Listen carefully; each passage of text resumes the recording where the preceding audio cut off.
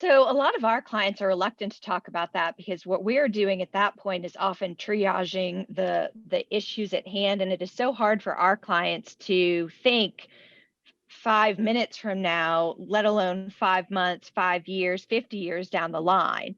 And so, if there are minor children, they can think that far in advance, because they're thinking about, well, how am I going to fund child support? How am I going to fund health insurance? But they rarely think that far in advance. And so, I tell my clients to immediately talk to an estate planning attorney because one, they need to change their documents because if they had a will, they need to change that will because that will probably said, I want everything to go to my spouse and then everything to go to my children. And we need to change that immediately in addition to their 401k beneficiaries and all their other beneficiaries.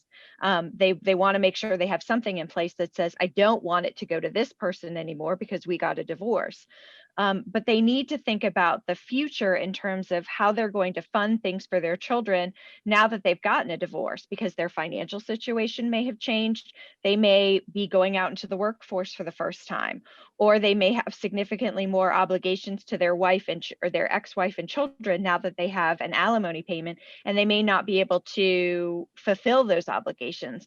So I think a lot does change when you have a divorce, and you need to think about those things, and one, how you're going to fund your estate, and two, what you want that to look like. And that's why you need to talk to someone like Henry, whether it's concurrently or shortly thereafter. I think a lot of our clients are so overwhelmed that if you tell them that they have to talk to somebody else during the process, that often upsets that very delicate balance.